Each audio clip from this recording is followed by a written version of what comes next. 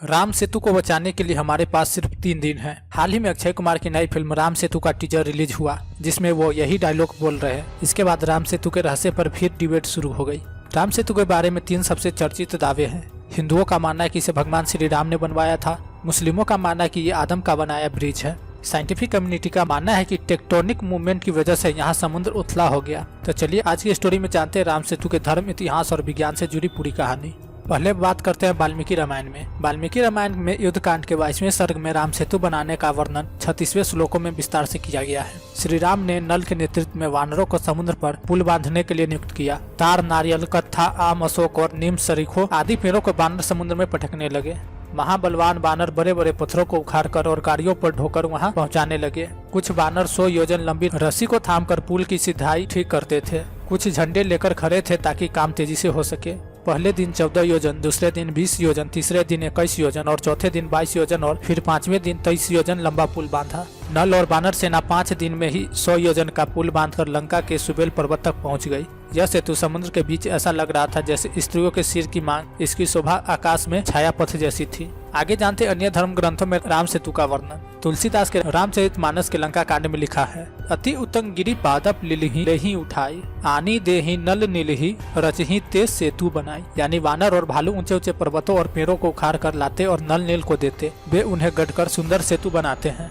रामायण कथा सुख सागर में कहा गया है कि राम ने इस पुल का नाम नल सेतु रखा क्योंकि ये विश्वकर्मा पुत्र नल के बुद्धि कौशल से संपन्न हुआ था। स्कंद पुराण के सेतु महात्म्य में धनुषकोटि तीर्थ का उल्लेख है। दक्षिण में समुद्र तट पर जहाँ राम सेतु है वहीं धनुषकेतु नाम का तीर्थ भी है। स्कंद पुराण की ही तरह विष्णु पुराण, अग्नि पुराण, ब्रह्म पुराण और कालिदास की रघुवंश में भी राम सेतु या नल सेतु का जिक्र हुआ है। अब जानते हैं मुस्लिमों के लिए आदम का ब्रिज। इस्लाम में मान्यता है कि जन्नत से निकाले जाने के बाद पैगंबर आदम ने सबसे पहले श्रीलंका की एक चोटी पर कदम रखा था। कुरान में आदम का जिक्र 25 बार हुआ है। वो 90 फीट लंबे थे और उनके पैरों का निशान आज भी आदम की चोटी पर पाए जाते हैं। इस्लामिक स्कॉलर्स का मानना है कि आदम ने श्रीलंका से भारत आने के लिए एक पुल बनाया था। इसे ही आदम का पुल कहते हैं। ईसाई भी अब्राहिम धर्म है, इसलिए वो भी आदम की इसी कहानी पर भरोसा करते हैं। एडम्स ब्रिज भी ईस्ट इंडिया कंपनी के अधिकारी का दिया नाम है। किताबों और लेखों में राम सेतु का जिक्र। नीदरलैंड के 1747 में बने मालवार बोवन मैप में राम सेतु दिखाया गया है। इसका एक एडिशन आज भी तंजावुर के सरस्वती महल लाइब्रेरी में उपलब्ध है।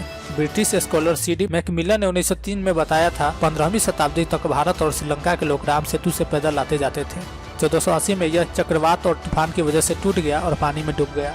इसे अब भी पानी में 3 से 30 फीट नीचे देखा जा सकता है। जियोग्राफर ऑस्कर स्पेट लिखते हैं कि राम सेतु कोरल रीफ है जो एक साथ ऊपर उठकर कोरल रॉक को बन गए हैं।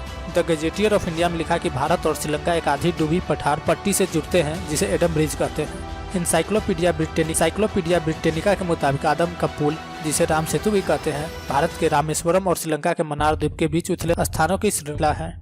आगे जानते हैं कि राम सेतु पर वैज्ञानिकों का क्या नजरिया है। वैज्ञानिकों ने जियोलॉजी और जियोफिजिक्स की मदद से यह समझने की कोशिश की कि ये ब्रिज कैसे बना होगा। इस विषय में कई शोध हुए और बात आखिरकार इन 3 थ्योरीज पर आकर ठहर गई। पहला है प्लेट टेक्टोनिक्स थ्योरी। हजारों साल पहले पृथ्वी की सतह पर मौजूद प्लेट्स के विस्थापन की वजह से महाद्वीप टूटने लगे। इस दौरान भारत और श्रीलंका वाला हिस्सा टूटकर एक दूसरे से 45 डिग्री एंगल पर एंटी क्लॉकवाइज डायरेक्शन में रुक गया। भारत का धनुषकोटि और श्रीलंका का तलाई मन्नार इन प्लेट्स का एंड पॉइंट है। ये दोनों पॉइंट आज भी सोल्स चेन से जुड़े हुए हैं। दूसरा है कोरल रीफ्स थ्योरी। इस ब्रिज पर कई जगह पानी में तैरने वाले पत्थर यानी फ्लोटिंग रॉक्स पाए गए हैं। कोरल रीफ्स समुद्र के अंदर पाई जाने वाली कैल्शियम कार्बोनेट से बनी चट्टान है। ये समुद्री जीवों और पेड़ पौधों के अवशेषों से बनती है। कार्बन डेटिंग से पता चलता है कि ये कोरल रीफ्स करीब 7300 साल पुराने हैं। कोरल रीफ्स में रेत जमा हो जाने से उथले पानी में पुल जैसा स्ट्रक्चर बन गया होगा। है लॉन्ग शोर करेंट और ड्रिप। राम सेतु के एक तरफ गल्फ ऑफ मन्नार है और दूसरी तरफ पाल्क बे। दोनों तरफ से आने वाली लहरें अपने साथ कुछ रेत भी ले आती है। इस रेत और कोरल रीफ्स की मदद से अंडर वाटर ब्रिज बन सकता है। हालांकि अब तक की स्टडीज से तय नहीं हो पाया है कि ये ब्रिज कुदरती या इंसानों ने इसे बनाया है। 2021 में इसकी गहन पड़ताल का जिम्मा CSIR NIO के वैज्ञानिकों को सौंपा गया है। आगे हम राम सेतु से जुड़े विवादों के बारे में बताएंगे, लेकिन उससे पहले अगर आप लोगों ने इस चैनल को सब्सक्राइब नहीं किया तो प्लीज चैनल को सब्सक्राइब करें और वीडियो का लाइक बटन दबा दें। तथा राम सेतु की किस थ्योरी पर आपको सबसे ज्यादा भरोसा है वो भी कमेंट कर बताएं। पहला कि राम सेतु को भगवान श्री राम द्वारा बनवाया गया था, या ये एक आदम द्वारा बनाया गया आदम ब्रिज है, या ये पुल एक टेक्टोनिक मूवमेंट की वजह से बना है। इन तीनों में से आपका जवाब क्या है कमेंट कर बताएं। अब जानते हैं राम सेतु से जुड़े विवादों के बारे में। भारत में रामेश्वरम से लेकर श्रीलंका के मन्नार द्वीप के बीच समुद्र में उथले पानी वाला पथरीला इलाका है। यहाँ बड़े जहाज फंस सकते हैं, इसलिए पूरा श्रीलंका घूमकर जाना पड़ता है। 2005 में मनमोहन सरकार ने सेतु समुद्रम नाम से जहाज रानी नहर परियोजना का ऐलान किया था। इसमें राम सेतु के कुछ इलाकों से रेत निकालकर गहरा करने की बात की थी ताकि पानी में जहाज आसानी से उतर सके। इस प्रोजेक्ट में रामेश्वरम को देश का सबसे बड़ा शिपिंग हार्बर बनाना भी शामिल था। इससे अरब सागर और बंगाल की खाड़ी के बीच डायरेक्ट समुद्री मार्ग खुल जाता। इससे व्यवसाय में 5,000 करोड़ का फायदा होने का अनुमान था। भारतीय जनता पार्टी, हिंदू संगठनों, पर्यावरणविदों और भूवैज्ञानिकों ने इस प्रोजेक्ट का खुलकर विरोध किया। वैज्ञानिकों का मानना है कि इस ब्रिज के नीचे मौजूद टेक्टोनिक प्लेट्स के कमजोर होने की वजह से कोई भी छेड़छाड़ बड़ी प्राकृतिक आपदा ले सकती है। पर्यावरणविदों का कहना है कि यहाँ 36,000 प्रकार के दुर्लभ समुद्री जीव और प्लांट्स है। इस ब्रिज को नष्ट करने से दुर्लभ जीवों का ये इकोसिस्टम खत्म हो जाएगा और मानसून चक्र प्रभावित होगा। बीजेपी और हिंदू संगठनों ने राम सेतु पर खनन के आरोप लगाए और इसे आस्था पर चोट बताकर विरोध किया।